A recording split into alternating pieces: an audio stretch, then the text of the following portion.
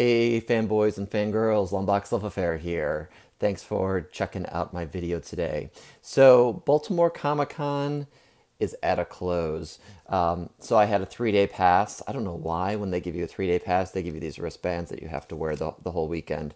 I think it just promotes no showering for the geeks there. So that's just not what it needs. So I had some good deals at Baltimore Comic Con. Actually, today's Sunday morning of the con, and I've decided not to go because I've spent my money. And I'm just gonna be a little responsible here and not tempt myself any further. So I'm gonna do a separate video with all of my CGC submissions for Signature Series and Sketch. But right now, this is just the haul that I have from Baltimore Comic Con. Actually, before I get into that haul, I'm going to show off some Instagram purchases I made over Instagram. So I got this Cap 359 First Crossbones, I believe that is. Just a really cool cover too. And He-Man Masters of the Universe 13. I think I picked this up for $10 or $15. Newsstand edition. Really nice condition too. This is definitely gradable. And then from another seller, Young Avengers number 6. I think I picked this up for about $5. Same thing with the Nirvana cover of Deadpool 12. I picked up Deadpool Core number 4. This is a hard to find one. And the seller also just threw in this because he asked which one I was interested in for free. I was going to throw it in. Threw in number 6. I just love this cover, the Aliens cover. So that's just a side tangent. So on with Baltimore. So 3-day pass. I got there Friday, pretty much early enough, but I was still way back in line. But they let us in right at 1 o'clock. And then Saturday I went with a friend and did some hunting and found some deals and finished up picking up some sketches that I had dropped off, blank covers I had dropped off at artist booths. So I can talk about that in my other video. I did get this awesome Jim Steranko shirt. There's limited of 100, I think they said, that they made. Maybe it's just 100 for that con, I'm not sure. But I just thought it was a pretty cool design. He has a killer signature, as you can see. Pretty psyched about that. Okay, so let's show the books. Let's jump into that. Edge of Spider-Geddon number 3. I picked this up for cover price. This is the cover B. My store never got this cover, so I thought, why not? So first, Uncle Ben Spider, I think that is.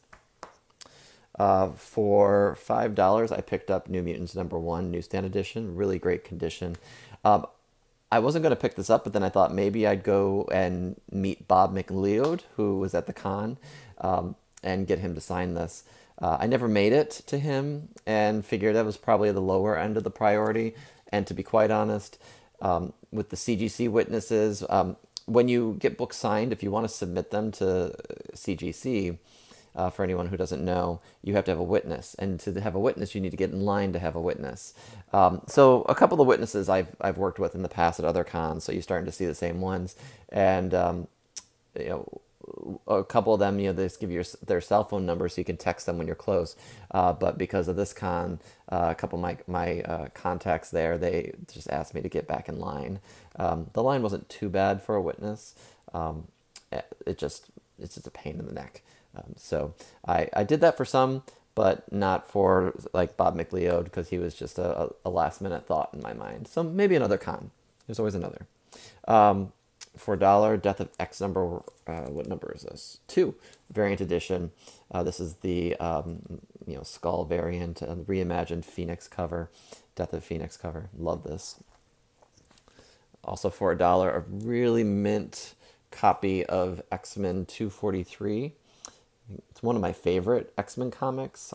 It's just one from when I was a kid I read over and over and over, and it's Silvestri art. And it would be cool to find a convention that Mark Silvestri is at in the near future, in the next year, and see if I can snag his signature on this and some other books. It'd be really awesome. Also picked up 2 copies of XMen 275 for $1, and these are pretty mint. These are ones that would be cool to get a Jim Lee remark on at one point in my life. I'm not trying to do that right away, but if you saw my video, it with the signatures and the remarks of Jim Lee on X-Men #1, I was talking about getting it on this cover as well. So one of my favorite X-Men covers. I've never picked this one up, but this one-shot Necrosha, The Gathering, Clayton Crane cover.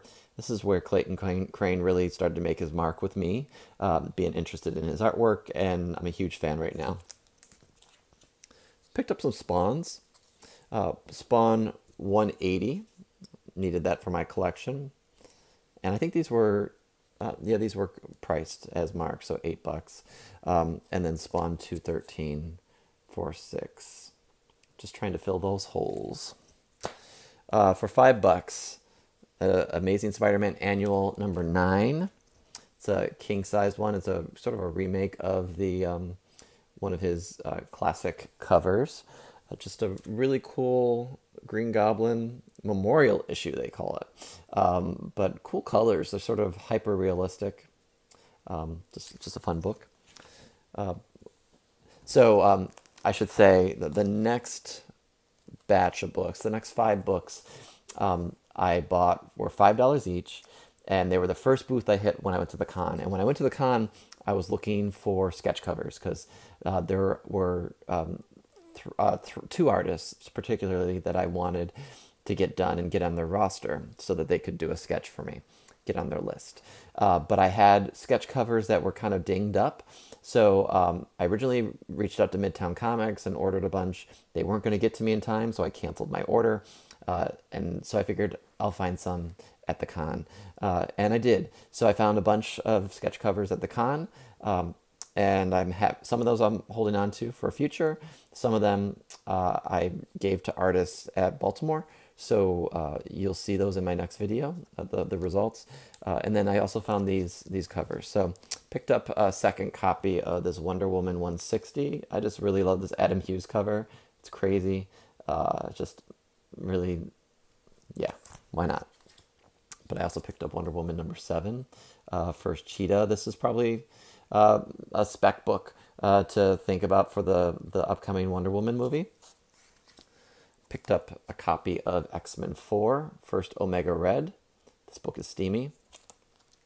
Never found this book before, but what if #4, the alien costume possessed Spider-Man for $5? And then I was in one bin, and the bin next to me that was next on my trajectory, another guy was in. And I see him flipping, and I see this one book, and I'm like, I want that book, and I hope he doesn't pick it up. And he didn't, and he moved on, and as soon as he moved on, I swiped. Not a what if, Marvel Age 41 Stan Lee cover. Really great cover. And I've never found this in the wild except at that one estate sale that I went to beginning of the year. So this is a great second copy for me. Yeah, it's just really cool Stan Lee cover. Good one to have. The last book I'm going to show, and I tell you, this is a quick haul because I really focused on signatures and sketches and just waiting in line for CGC. So that takes a lot of time, and that blew the budget. But this last book I had never seen before, and you know me. When I don't see something and I find when I've never seen something in the wild and I find it, I'm gonna think about picking it up, especially if it's something that I usually collect. So I picked up Amazing Spider-Man 400, and it's not just 400 with the gray tombstone. This is a white embossed cover. I don't know much about this book. I couldn't find it on any app I have, but I'm hoping that anyone out there might know something about it. I'm not sure if it's a second printing or third printing. I know it's harder to find. Paid $45 on eBay. It seems to be going for about $75. And actually, I asked the dealer about that, and the dealer next to him, he asked, and that guy said, "I have mine for $75, so you have yours for." I paid $45. But it's really crisp. It's probably a 9.8, 9.6, and I just never seen this before. So, rare comic, maybe. If you know anything about it, hit me up in the comments. but this is the death of Aunt May from the 90s. So just a really cool white embossed cover, just beautiful, beautiful. So that's my haul. So nothing crazy, but definitely some good finds.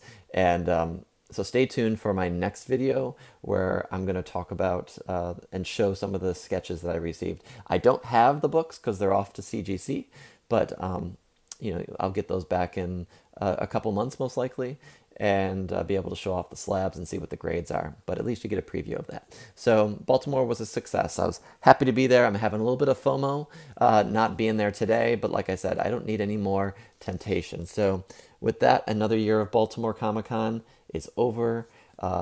Survived. A lot of cool people. Hey, I ran into DS Comics, and that's.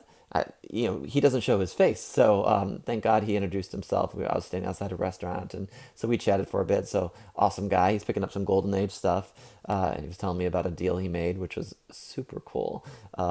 And yeah, so and I also ran into Rag 718. I thought I ran into Contender, did not, but apparently he was there.